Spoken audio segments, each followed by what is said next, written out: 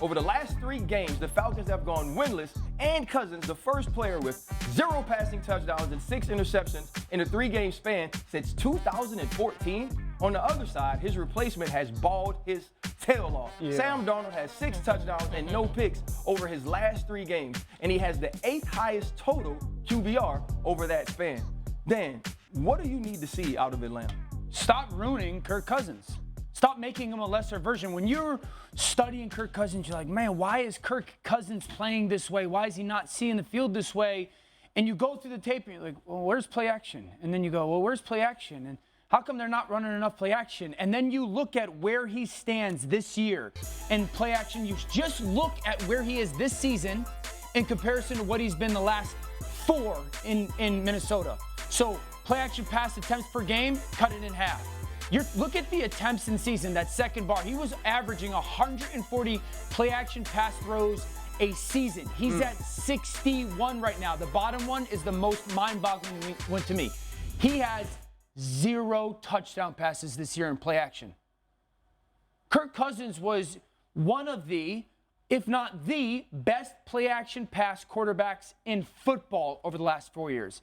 He's got no touchdown passes in play action. He's on track to have 85 play action pass attempts. I'm not sitting there saying that's the cure-all. Yeah. But my goodness, Atlanta, what are we doing? Let's let him play to his strengths and do that much more than you are right now. So I'm looking at this game, very difficult matchup, obviously, against a very good Viking defense, through the lens of, like, what have other offenses done successfully against Minnesota? Play action comes to mind. You think about Detroit. Now, Detroit is exceptional at play action. I have questions, Dan, about Kirk's physical ability to execute under center play action. Yeah. That might be part of that factor. But undoubtedly, it is something that does work against this defense. Other things you have to do well, run the ball on early downs to counter some of their pressures, right, and punish them for it. The Atlanta Falcons basically only run outside zone, unfortunately for them. Minnesota's very good at stopping that. And then the screen game also comes to mind as a way to mitigate pressure. That was something that jumped out to me, actually, against the Bears, that I thought they did well. Caleb Williams, 4 for 4 for 46 yards on screens. Thomas Brown dialed up some really well-designed screens against this defense. Now, it can be risky because they're also very good at snuffing out screens. But if you can hit on a few of those, maybe to Bijan Robinson, you can punish them a little bit for their aggression on early downs. MK, I agree. Like, I understand your point of, like, how much can he operate the under center, but they do it. Yeah. Like, I've watched them do it. They did it 3 or 4 times last week. They just don't do it a lot. Yeah. The interception was the one that because he looked so uncomfortable running it that we talked about it earlier in the week off of under center play action. But you're right. And by the way, if you can't run under center play action with your quarterback, I think you should ask serious questions about whether he should be the quarterback. Fair point. And like that's the big thing, right? Are you going to move to a place where you start to allow Kirk Cousins to lose by being exactly who he is? If you put him in like the best positions to succeed and he's physically incapable of doing those things, I think that's when you have to start thinking about going to Michael Penix. Doubt. All right, guys, so I think here we're going to pick these games. Oh, also, before we get to that, though, we got new here on NFL Live.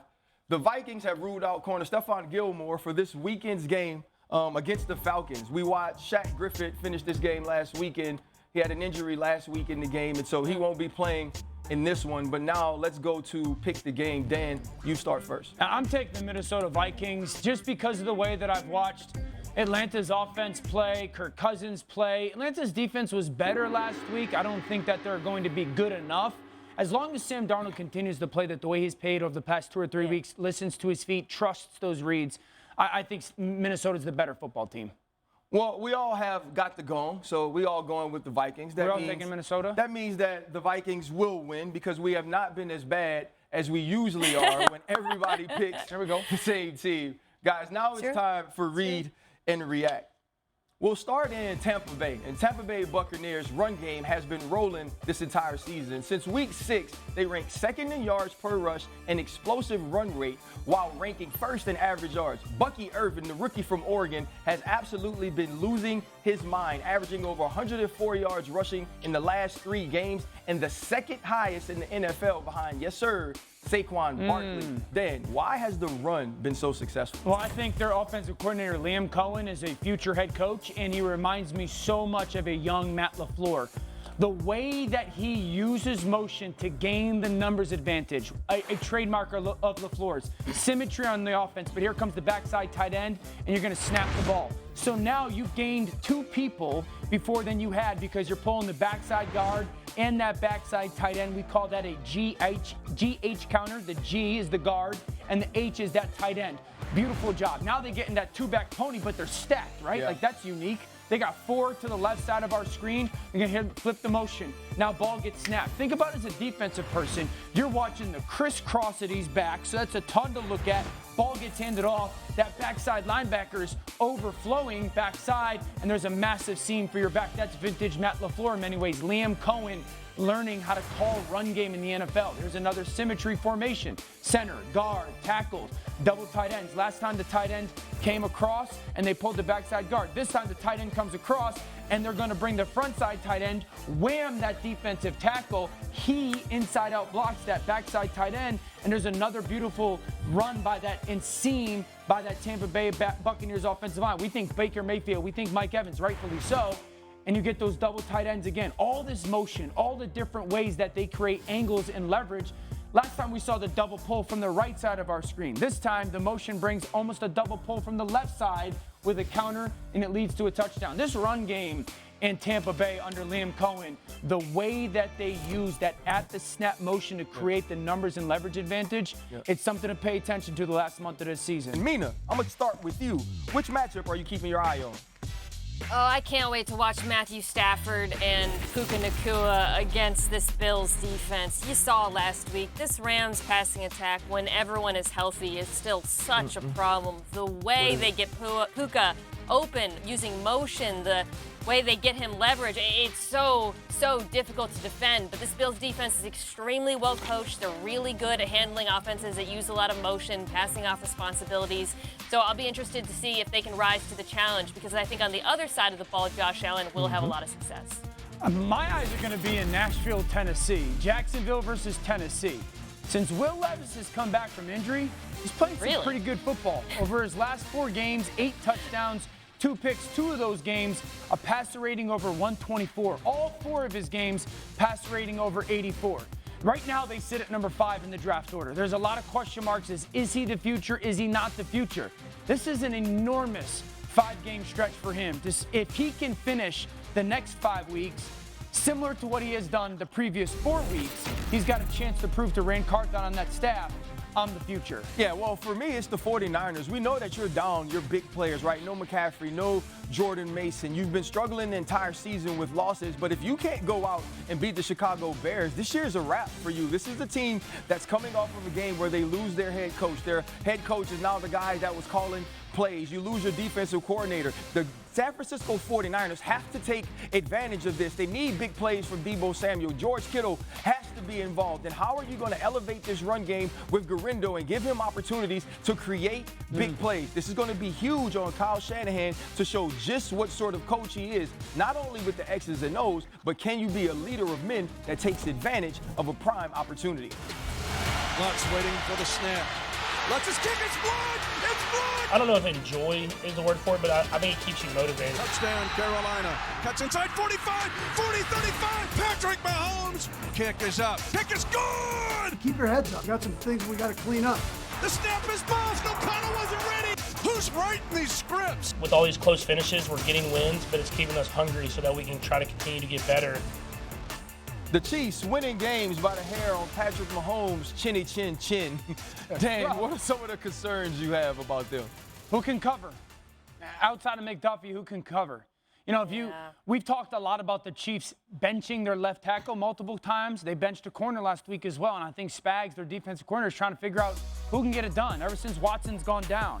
Can Johnson cover? Can Connor cover? Can Josh Williams? I think they're in that search mode right now, and you know, Ladd McConkey is becoming one of those really high-end slot receivers that'll wear you out. And so this is, to me, RC, MK, like this is one of the most fascinating things left in the season. Can the Chiefs find somebody that is a reliable, like second and or third corner nickel guy that they can trust in some of their man pressures and or man coverage packages. I just want to see how that plays itself out this weekend and for the rest of this month. You know what? You've been watching Kamari Connor get attacked inside in the Yes. slot with bunch routes, with scrape routes, rub routes, making sure they're utilizing him, having to figure out how to communicate and also match Ever since out of some Buffalo. of those things. Yep. And so I do wonder what they're going to do there. You know who don't have that problem in the slot? The Los Angeles Chargers. 3? Because right now they're playing 3. Yeah. And 3 is all over the field. He absolutely wrecked that game last week against the Atlanta Falcons in the run game, tackles for loss on jet sweeps, getting behind the line of scrimmage, and also adding to the rush where Juwan Taylor or Humphrey or someone like Wanye Morris may have to block him this week. Yeah. I want to see what the Chiefs are going to do. Can they run them out of this big nickel and run them out of the 2 high safeties, Mina? So I'm so glad you brought up the Falcons game, because the Falcons' rushing attack is very specific. It's almost entirely outside zone, and they put 3 wide receivers on the field. They measure in that. They run it the most in the NFL. The Chargers, against runs out of those 11 personnel, best in the league. First, right, in a number of metrics, or top 4. Against runs where there are multiple tight ends on the field, so 12 or 13 personnel, dead last in yards per carry allowed. And some of that is structural. You guys talked about it. They play with lighter bodies. They play with light boxes. They don't commit extra resources to the run game. But I do believe that is something that Kansas City, which loves to put multiple tight ends on the field and run the football, can take advantage. And then they can play action pass off of that. I just think from a matchup perspective, their rushing attack works better against this Chargers defense than Atlanta does. Something we saw in the Baltimore game as well. If you've got big guys who can block, you can dominate them on the ground. All right, well, let's see how we pick this game. Chargers versus the Kansas City Chiefs, another Week 4 matchup. Oh, I'm all by myself. You trying to save the show? I like it. I'm not even trying to save the show. I actually believe the Chargers can win this game. If their run game gets going, if Ladd McConkey in the slot is able to take advantage of Kamari Connor and some of those safeties, I think that they could score enough points, especially with the way they play defensively, to beat them. Yeah. So McConkey might not play, and that is going to swing my pick. If he plays, I might take the Chargers. If he doesn't play, I do not know who Justin Herbert is thrown to. Huge game with playoff implications in the NFC West on Sunday when the Cardinals host the Seahawks. The Seahawks won each of the last 6 meetings. This is tied for their second longest win streak versus any opponent in the entire league.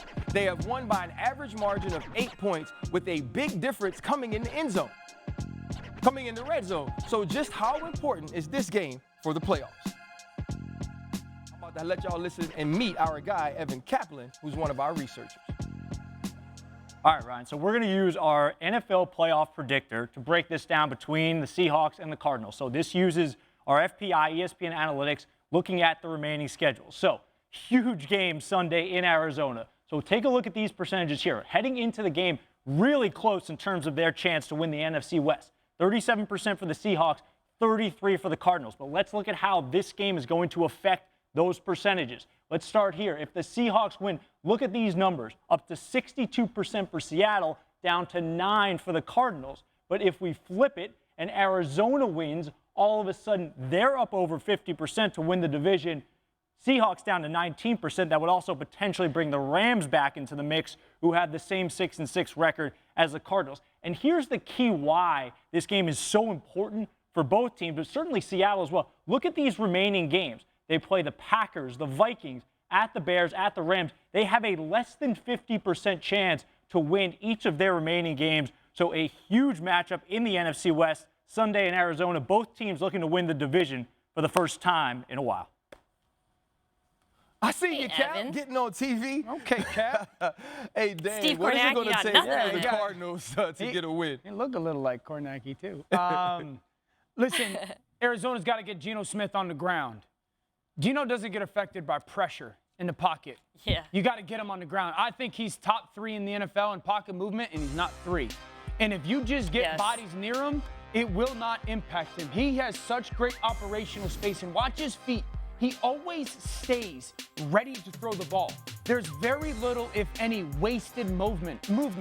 And so if you're the Arizona Cardinals, getting close to him, pressuring him, making him move, doesn't do anything. I mean, this is rare. That right leg push-off, reset, find JSN. I mean, that's tape work. That's teach tape. So if the Arizona defense, they got to find a way to not just get near Geno Smith, but get him on the ground. Because if you just make him move with those weapons they have in DK and JSN and his ability to find that operational space to get the ball off, he's going to have a field day. I love that you keep mentioning Jackson Smith and Jigba because I believe he's huge for this team. He's one of those receivers that understands how to create space by route running. And when you think about the timing, the anticipation, and the accuracy of Geno Smith, especially throwing some of those out routes and sail routes to Jackson Smith and Jigba or giving him opportunities for catch and run, I feel like this has been something that has elevated this offense as they've moved down the stretch. So I look for that to happen early